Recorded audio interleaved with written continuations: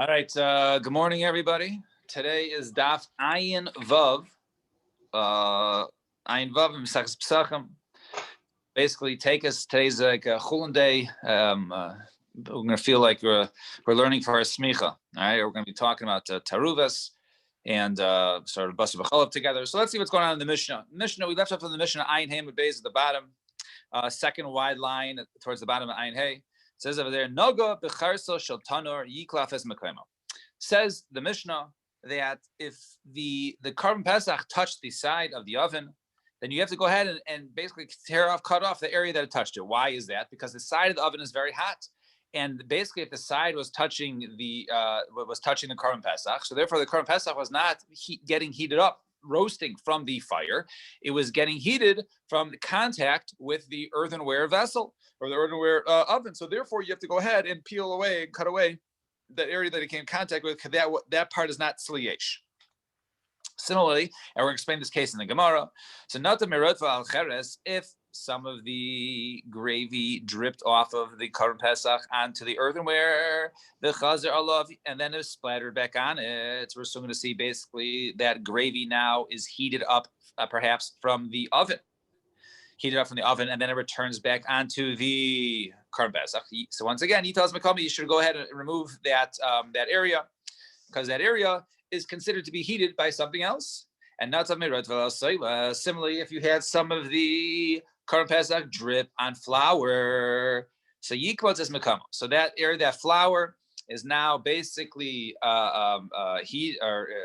got basically cooked with gravy that has not been cooked by the Karban Pesach by Tzliyesh, rather was cooked from another source. We'll soon see we're talking about hot flour, and therefore you have to go ahead and cut out that area where the flour was, because that flour basically has pasal kachim. Next case, Sachel b'shem and truma. If you went ahead and you basically greased, you put on the outside some oil of truma. So im chaburus kohanim. If it's kohanim, mer kohanim are allowed to eat truma and nobody else. If it's a chabur of kohanim, the cones and the castles got together having Karban Pesach, then yeichlu. Go ahead and have it together. However, im shel Yisrael, if it was non-kohanim, so im chayhu, if it was raw, wasn't cooked in that, and you can go ahead and wash it off. Im tzlihu, however, if it was roasted, yiklof es hachitzim. Go ahead and cut out the outside, peel off the outside, because the outside has the small amount of oil there, and if you remove it, so there's the non-kohanim can eat the Karban Pesach, which had truma on top. And and if they went ahead and they greased up with oil of meiser sheni. Now remember, meiser sheni is eaten in Yerushalayim, and the Karban Pesach is done in Yerushalayim. So sachal b'shemen shel meiser sheni lo yasenu damim al bnei chabur. You can go ahead and charge, right, when you get the bill from the caterer. Right here, you have one roasted Karban Pesach, right, 100, right. That's going to be $43 a pound. And also, I'm going to charge you for the oil, right? Meiser sheni oil. However, you can't do that. Because you can't go ahead and redeem meiser sheni or make money. Can't be sold in Yerushalayim, and therefore you can't go ahead and charge for that oil. Fine. So that was the Mishnah. Let's see the Gemara. So Itmar. Now, general rule, and then we're going to break it down and see how it applies to our Mishnah. So if you have a mixture of, let's say, hot, something that was hot. So hot fell into hot. One of them was aser, the one was mutter. Divrei kol aser. Everyone holds, top of the page. Everyone holds, it's aser. If you have cold inside cold, divrei kol mutter. That's mutter, because it doesn't go ahead. Obviously, you have to take out the part that's aser, but it's mutter because it didn't go ahead and cook the other parts. If you have hot falling into cold and cold falling into hot. So here's going to be our machlokas for the first amud. Right, here's the machlokas. Until we get to the bottom line, Rav Omar Eloi Gover. Rav says the one falling into the other one, right? The top one that falls into the other is Gover, right? That's the strong one, the dominating one, right? That's the one that basically, so if the hot falls onto the cold, that means the hot is basically cooking the cold, right? However, Shmuel Omar Tazai Gover.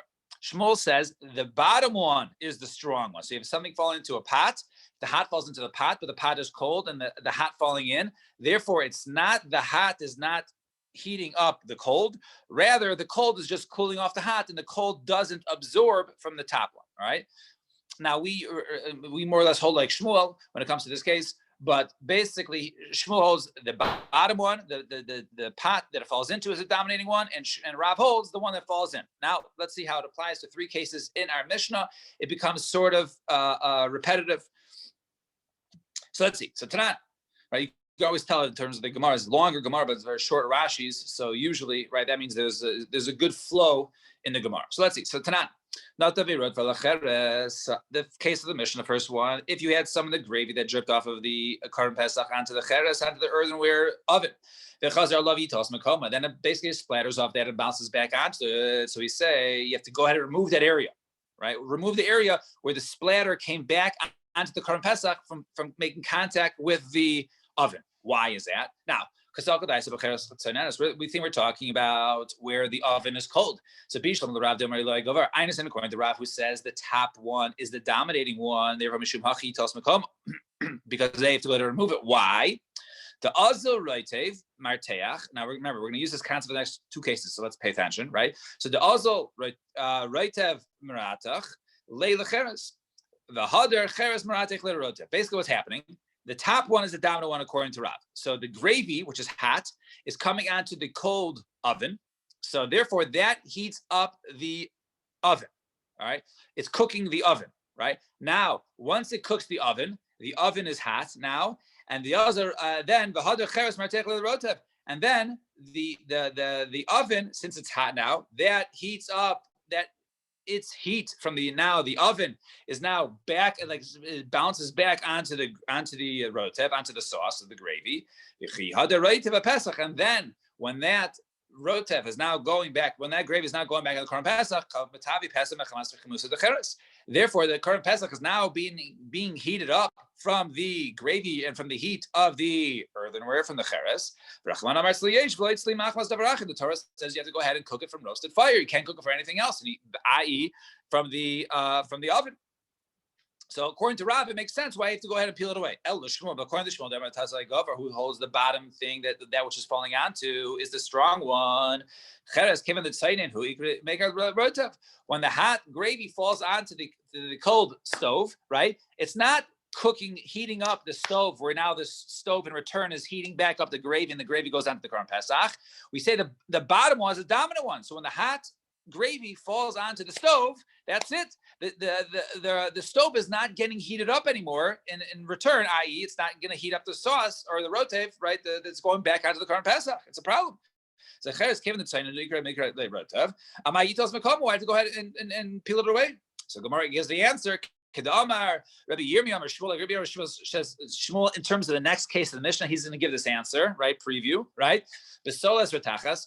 Our Mishnah was talking about heated flour, and that's why it is. So over here, the oven, right, is heated. Since the earthenware is hot, we're not talking about a case of hot falling onto cold. Rather, the oven was already hot. Since the oven was hot, so therefore the gravy is being heated itself when it comes in contact with the oven, and therefore when it splatters back onto the Karban Pesach, it's heated up by davar acher, and not sliyesh. Tanan. Let's see the next case of the Mishnah. The next case of the Mishnah says, all right, next case. If you have some drip from the Karban Pesach of the sauce or the gravy onto flour, you have to go ahead and remove that area from the flour because it's considered to be Karban Pesach. That was not Sliyesh, it was heated up from somewhere else. Now, we think we're talking about the Havamina we're talking about flour, which is cold, room temperature flour. So it makes sense according to Rav, who holds that the one that falls in, the falling one, is the dominant factor. This is the reason why you go have to remove the flour. Why is that? Because what's going on here? The hot gravy is going ahead, since that's the dominating factor, that's the one that's falling. That is heating up the flour. Now the flour in return is heating up the gravy, and now therefore this gravy is heated by hot flour as opposed to being heated by tzliyesh. And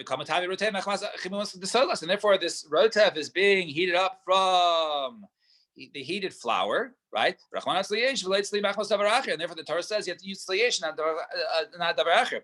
But according to Shmuel, who holds that the dominant was a dominating factor, solas came in the since the flour is cold, it could come a right? It should be basically cool it off, and it's not heating up the gravy at all. So therefore, the gravy's source of heat is not at all from the flour. So why do you have to go ahead and remove it?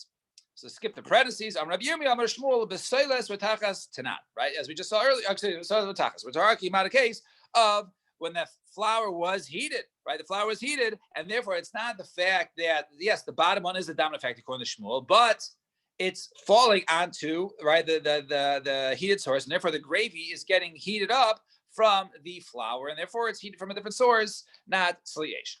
Fine. Tanan. Next case. If it was smeared with oil of truma, so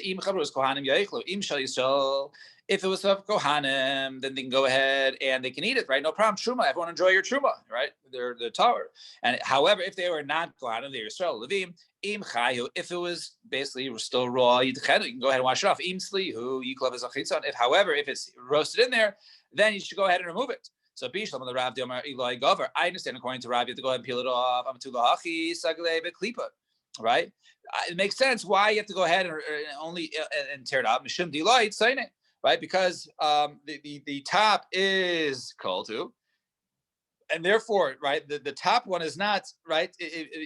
Putting its flavor into the bottom one. Therefore, you merely just peel it off where the truma is. El Shmuel, according to Shmuel, who holds that the bottom one is the more dominant factor, and therefore, Kavan the Chamu, and since it's hot, Mivla Bala, right? It should absorb the flavor from the truma. Therefore, the entire thing should be aser. Why is it sufficient just to go ahead and peel away the top where the oil was at top? The whole thing should be aser because it absorbed from the heat at the bottom, absorbed everything. So Ryan says, Shani Sicha de Mashu. Right? So he says, no, it's different. It's different because it was a very small amount. Since it was a small amount of oil, so therefore it didn't get absorbed to the whole thing, and therefore you can go ahead and just take it off the top. Fine. And Tanya Kabasi to Shmuel. Well, now we have two brises almost identical to one another that support Shmuel that holds if you have something fall into let's say a pot or into a bottom one, the bottom one is the dominating factor that will cook into the one that falls in it, as opposed to the one that falls in it is cooking into the bottom one. So Aser. If you have hot into hot, we say that's Aser because they absorb from one another. So too, cold that falls in hot, i.e. a direct proof for Shmuel, right? Cold that falls into hot. Aser is Aser because the bottom is the dominant one. And however, if something hot falls into something cold or cold into cold, then go ahead and wash it off. So Gemara says, if something hot falls into something cold, right? You can go ahead and just you wash it off and take it out, and that's it. So Kevin the Chamu, I understand if it falls in, if something hot falls into something cold, right? It's impossible that the cold didn't absorb anything. So how could you just take it away or wash it off? You should have to already peel away at least something.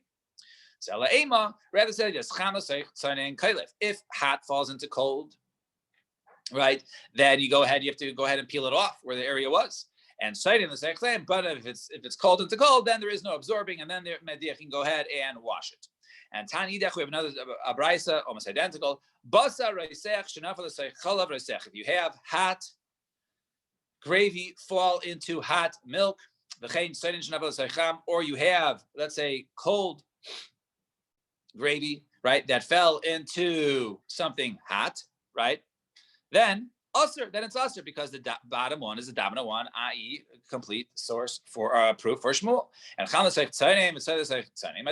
if something cold fell into something hot or cold fell into cold, then you just go ahead and rinse it. So Gemara says, if something hot fell into something cold, you go only rinse it. I understand. Since it's something hot falling into something cold, obviously there's going to be some sort of absorption, and therefore it shouldn't just be sufficient to rinse it off. You should have to go ahead and cut some of it away. So rather, you're right. If something hot falls into something cold, then you can't just rinse it away. You have to go ahead and peel it away, the area that it made contact. And and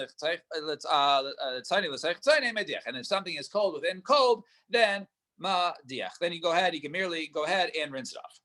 So Amar Rav Huna loishanu ela shalom milchu. We're only talking about that which you said, which is I skipped the line. Was that Amar Mar, right? So he said something which is cold into something cold, then that you go ahead and rinse off. And Amar Rav Huna lo yishana ela shalom milchu. Only if you didn't salt it, right? If you didn't salt it and it's cold, then it doesn't give off any flavor. But once you salt it, it has a strong flavor, right? And then it gives off flavor. But if you go ahead and salt it, then it's also right? Salting is just like cooking. Basically, the salting will make it into something hot. And kavush, and something was basically pickled or soaked, harehu kamavushal. That's considered to be like something which is cooked, right? So Amar Rava says Rava Hodamar Shmuel Maliyach Harehu Kuresayach. That would you say that Shmuel says that something salted is just like, right? It's heated up. Lo Amran Ela Shalanechol Machmas Milcho, right? We're only talking about if it's basically so salty, right? That basically it's inedible. But if it's basically just a little bit salty, then this halacha does not apply. It's not considered to be like something which is hot. And how bar goes one time there was a dove, or basically meat that fell into this kimcha, this certain type of salty food, right? It's like a kutach, right? Rashi says a kutach. Right, it's salty and it's milky and it's, I don't know, sounds grossy. All right, but anyways, they used to eat kutach, right? So if it fell into this kutach, into this or kimcha, right?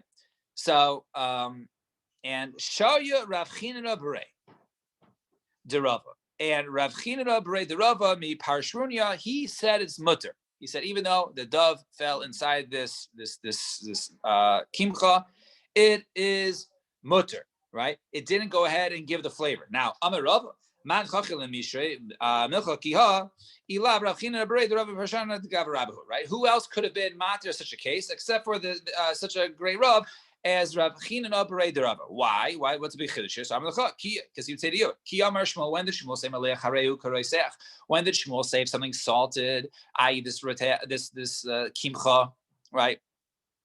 Is very salty, and therefore it should be like something treated hot. Therefore it should be usher, right? So that's only something which is so salty to the point that you can't eat it because it's too salty. However, but over here, this kimcha salad, right? Not confused with the quinoa salad, right? This kimcha, right? This kimcha is something that is eaten because of its saltiness. So basically, the saltiness is not like a bad thing. It's not something that's inedible because it's too salty. That's part of the dish and makes it edible. So therefore, that the salt rule doesn't apply here because this is eaten very salty, right? And this is only talking about chai, about sli by klipa, and it only would be mutter if it was raw. But if it was cooked or roasted, then it would require peeling away. And only if there's no cracks. So if there was cracks, which wasn't this case, then it would be aser. And if it was if there was spices in it, then tavlin would also make it aser, would make it like it's heated up. Since it didn't have spices and it was it was the raw meat and it wasn't something which was roasted, therefore he mattered this dove that fell into this to remove it, that it did not absorb the flavor. Fine, that was machlokes Rav and Shmuel. Now let's move on to another case. Omar Rav, says Rav. Here comes part 2 of today's shir. Omar Rav. Top of the page, Ayin Vav and Beis. Basar shchuta shamein, right? If you have basically, right, meat, fatty meat that was shetzelo, that was roasted, im basar nevela kachush. So you have kosher, fatty meat that was roasted together, right, in the same oven with nevela, non-kosher food, kachush, which was lean, aser, then it is aser. In other words, basically the flavors are getting mixed up. My timer, some ifadmi mahadati, right? Because over there, they're inside the oven, right? They're absorbing each other's flavors, and therefore the kosher meat is absorbing some of the flavors from the basar nevela. All right, and the Levi, my Levi says, "Afilu basar shchuta kachush shalim basar nevela sheven mutter." Says no, even if the kosher meat is the lean one, all right, which doesn't give off such flavor because it's not so fatty, right? And there's such flavors in the air. And if it was roasted with a fatty nevela, so you think the fatty nevela would give off its flavors, would give off its smell into the other ones, that is still mutter according to Levi. All right, my timer. Reicha bi'almu v'reicha lav milsu. Levi argues. He says no. that is only considered reicha, is smell, aroma, and that does not make it usher. So Rav says two things cooked together. The aroma is mixed, and therefore makes them both usher. They each absorb one another, and therefore one of them was usher, therefore it's usher. And Levi says, no, it's only reicha bialma, and it's mutter. And Levi uvda be Rish Galusa begdi v'doveracher. And one time Levi had a mice, he was a Rish Galusa, and he held that that's a gedi, right, a young kid, right, a young goat, such a case, and if it was cooked with a doveracher, with a pig, two of them together, no problem, because once again, Levi says it's only considered to be reicha bialma. Fine. So meisvei, let's take a look at our Mishnah. Ain't solon shei psachim biachad. Mipenei teruvas. You can't go ahead and roast two korban psachim together because you might mix them up. Now, my love, the teruvas tamim. Is it not because you go ahead and you're going to mix the flavors of the kasha levi? Now, it's like this. Remember, I can only eat from my korban pesach, right? Because I'm counted. I'm one of the ones who are appointed on this korban pesach. I can't eat from another one. All right. So what happens if you mix them up? Right, each one absorbs the other one's flavor. Then it turns out I'm eating not only my korban pesach, I'm eating another korban pesach that I wasn't part of, and that's usher to do. So basically, so it's no different, right? We don't want, just like we don't want kosher meat and avela to be mixed up, so too we can't have korban pesach mixed up. Now it says over here you can't roast two together because they might mix it up, right? What does it sound like? It sounds like the reicha, the aroma, is something, and therefore it's a kasha levi who says it's reicha biyama. It's no big deal. So Gemara says, lo doesn't mean because you're mixing the flavors, the aroma. Lo mipnei tarovas gufan, because you might eat the wrong one. They put it inside, they forget one whose is whose, and therefore they might eat the wrong one. So in Hakinami Yosef is also logical to say why makes funny say because the Sefer says afilu gediva telep, even if it was a goat and a lamb, right? I.e., stuff that basically looks different, right? So nevertheless, we're still confused, or we still might confuse the two, and people take the wrong one, right? People might not remember, oh, we had the goat and we had the lamb, or vice versa. They don't remember, and therefore that's usher. Now, why does it make sense to say this? So it makes sense that you can't mix them together because you might eat the wrong one, but reicha is nothing. So that's why it says even if one is goat and lamb.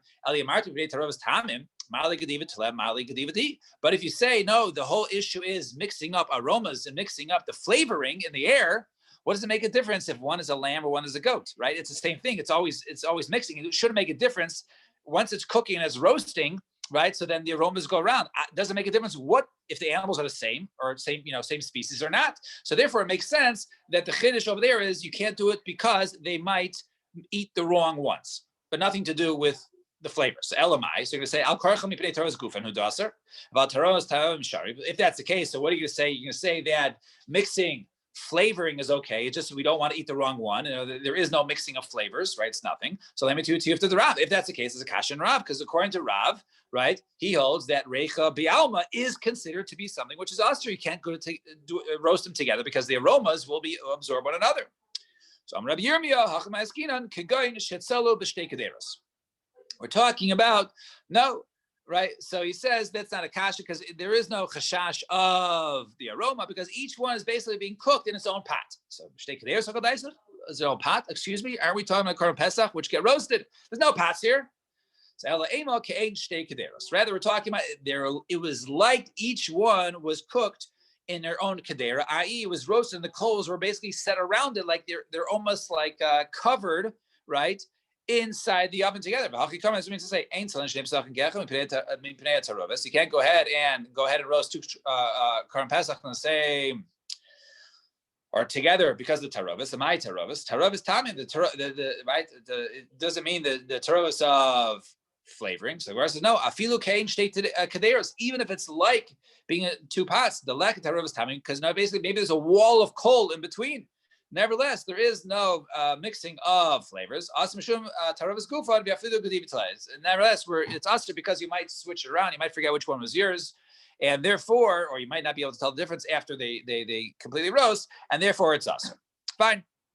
And Omar Rav Mari says, Rav Mari kitanoi. Let's say this machlokes between Rav and Levi as to whether reicha bi'alma is considered to be usher, right? Whether the aroma cooking together is absorbed, right? Like you see in the cartoons, right? You see the smell of something that goes in the nose, right? So you see right? The flavoring, right, get absorbed into the other one. And according to Rav, it's Aser, and according to Levi, it's Mutter.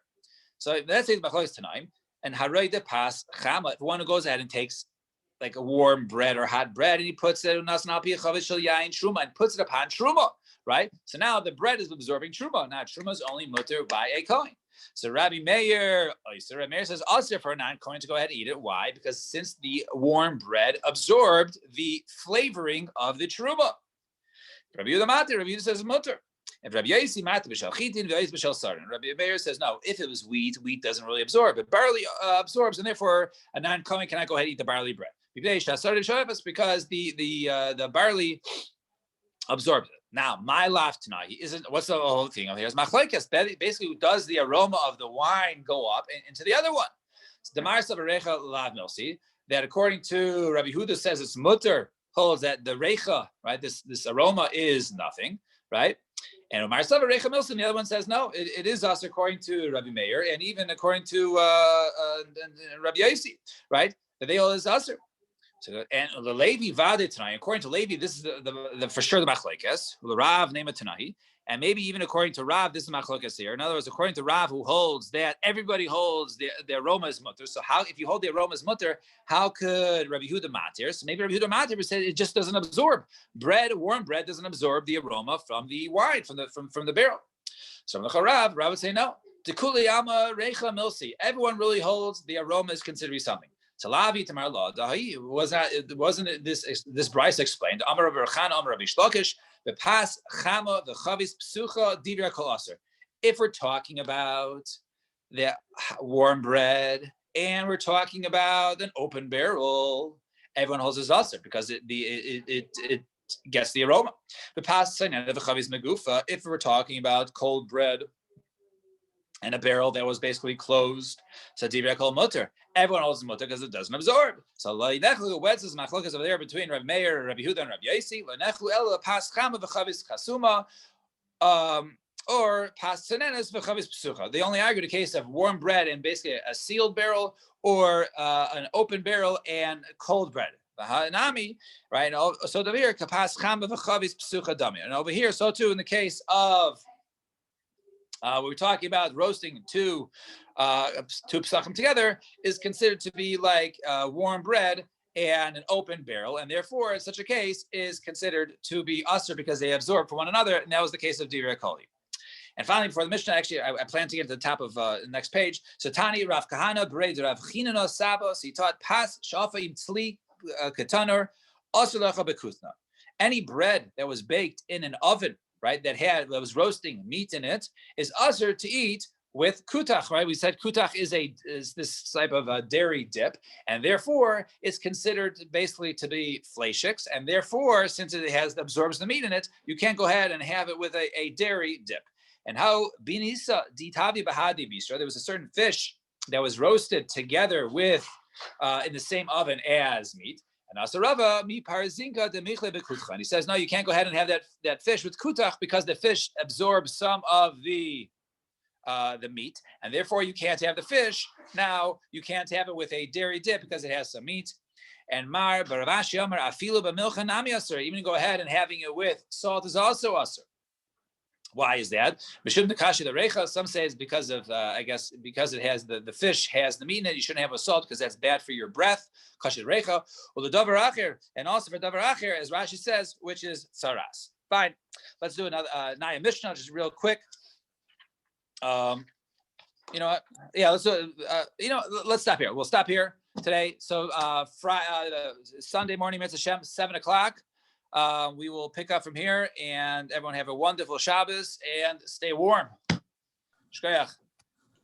Shabbos Mazel Tov again. Sorry, where do we end off again? We got to the Mishnah on the bottom. Thank you very much. All right, have a good one. Shkoyach, have a good Shabbos. Have a good Shabbos, everyone. Bye bye.